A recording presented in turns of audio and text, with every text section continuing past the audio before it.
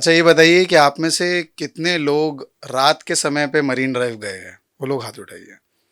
काफ़ी सारे, मतलब जो नहीं गए वो जाना, क्योंकि रात के समय वो जो नरीमन पॉइंट या मरीन ड्राइव का जो इलाका है वो काफ़ी खूबसूरत होता है। एक तरफ शांत समुंदर और दूसरी तरफ चहल पहल उन गाड़ियों की जो आपको कुछ ना कुछ एहसास कराते हुए जाती है। तो मैं जिस इलाके में रहता हूँ, बम्बई की पुरानी बस्ती भिंडी बाज़ार, वहाँ से ये मरीन ड्राइव का इलाका तकरीबन 3 या 4 किलोमीटर के आसपास का है।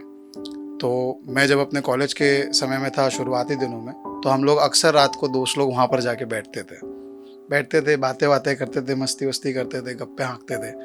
एक तरफ शांत समुंदर उसकी आगोश में, और दूसरी ओर देखते थे उन महंगी वाली कार्स को, BMW की cars, Ferrari, Porsche, Jaguar, Bentley वगैरह वगैरह जितनी भी सारी होती थी। और हमेशा जब देखते थे तब एक ही सवाल आता था जहन में कि यार एक दिन, पता नहीं कब वो दिन आएगा जब हम भी ऐसी कोई गाड़ी में बैठेंगे। इतनी सी ख्वाहिश रहती थी।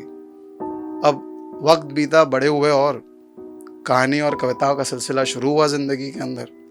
और एक दिन इसी कला के चलते कलकत्ता शहर से बुलावा आया कहानी और कविता सुनाने के लिए।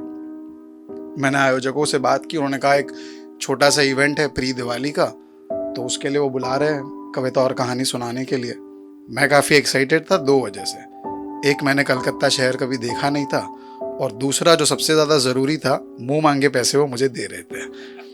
प्लस प्लस ट्रैवल का अलग और रहने का अलग बंदोबस्त करके रखा हुआ था। तो मैंने कहा भाई सोने पर सुहागा वाली बात है। तो मैं कलकत्ता शहर पहुंच गया। बिल्कुल जैसे सुना था, बहुत ही हटके शहर है। ऐसा लगता है आप विंटेज एरा में चले गए हो, प्री जो कॉलोनाइजेशन वाला एरा था, अंग्रेज़ों के ज़माने की काफ़ी सारी चीज़ें, स्पेशली ट्राम एंड ऑल। मैं एब्जॉर्ब ही कर रहा था उस सब चीज़ों को। जो होटल दिया गया था वो कलकत्ता शहर के बहुत ही मशहूर इलाके पार्क स्ट्रीट में था, वहाँ पे स्थित था। होटल पहुँच गया, रिसेप्शन पे था, उन्होंने मेरा आधार कार्ड वगैरह देखा, और फिर वहाँ पे जो स्टाफ था उससे कहा कि सर को ना प्रेसिडेंशियल स्वीट में भेजना, CEO साहब का ऑर्डर है। मैंने कहा प्रेसिडेंशियल स्वीट, ये तो मैंने सिर्फ स्पेलिंग सुनी थी इस चीज़ की। मैं चला गया कमरे में। कमरे के अंदर गया, इतना आलीशान रूम मैंने सिर्फ मैगजीन्स में देखा था। मैं रूम को निहार रहा हूँ, ये कह रहा हूँ कि अरे भाई यहाँ तक आ गए कला की बदौलत, अच्छी बात है। फिर मैंने खोला उसका बाथरूम। बाथरूम इतना बड़ा था जितना मेरा घर है। हम आम आदमी के घर के बाथरूम इतने छोटे होते हैं, बंबई में स्पेशली, कि आप जब दरवाजा खोलोगे तो आपका घुटना नलके को लग जाएगा, इतना छोटा हमारा बाथरूम होता है।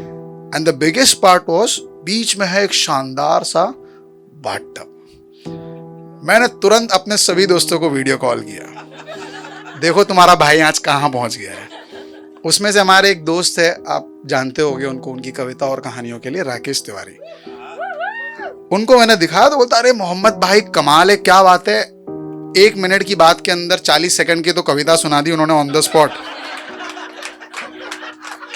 और उसके बाद उन्होंने मुझसे कहा कि भाई तुम ना शाम को दूसरी बार ना आना मेरी तरफ से इस बाथटब में। मैंने कहा डन सर। तैयार वगैरह हो गए, समय था तो कोलकाता शहर देखने के लिए निकले। ईडन गार्डन वगैरह आसपास ही था, प्रिंसेप घाट था, पुचका और रसगुल्ला वगैरह सब जो जो सुना था वो सब एक्सपीरियंस किया।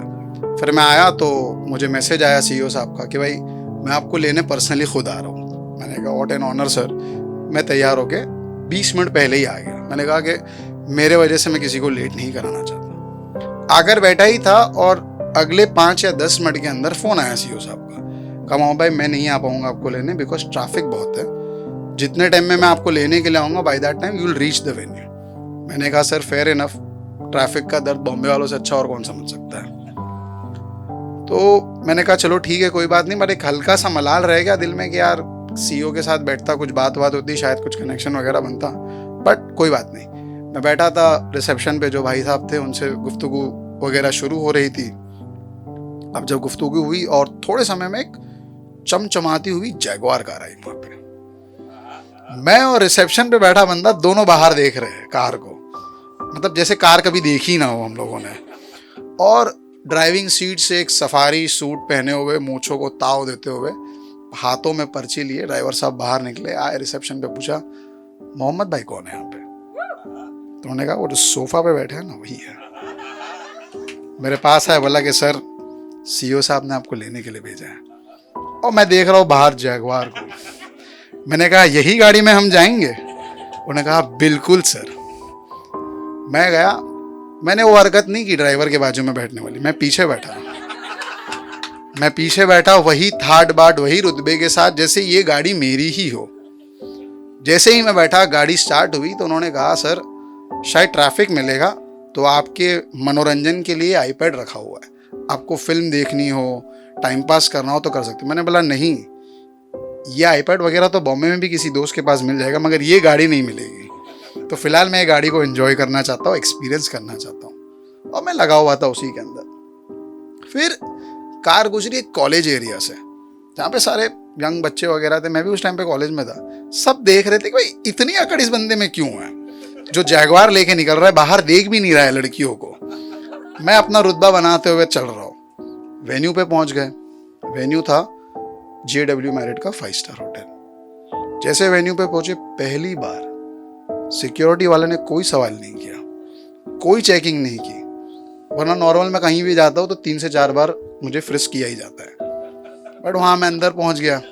मैं पहुँचा, मिला, प्रोग्राम वगैरह शुरू हुआ, कहानी और कविताओं का समा बंधा गया। खूबसूरत सी शाम भी थी। फिर बारी आई दोबारा से होटल जाने की। मैं गया CEO साहब के साथ। मैंने कहा सर अब मैं आपसे विदा लेता हूँ, थैंक यू फॉर एवरीथिंग। तो बोला आप कैसे जाओगे? मैंने कहा सर कैब बुक करके चला जाऊँगा।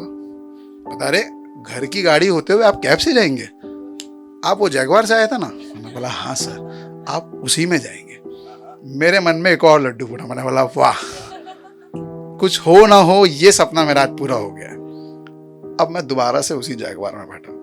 तो मैंने बहुत ही प्यार से ड्राइवर साहब से रिक्वेस्ट की। मैंने कहा अंकल, मैंने बोला बोलिए, एक बड़ा वाला राउंड मार के जा सकते हैं होटल? तो देखकर मुस्कुराए, बोले कोई बात नहीं चलते हैं। उन्होंने मेरी बात का मान रखा, बड़ा सा राउंड मार के गए, होटल पहुंचे, फिर गाड़ी से उतरा।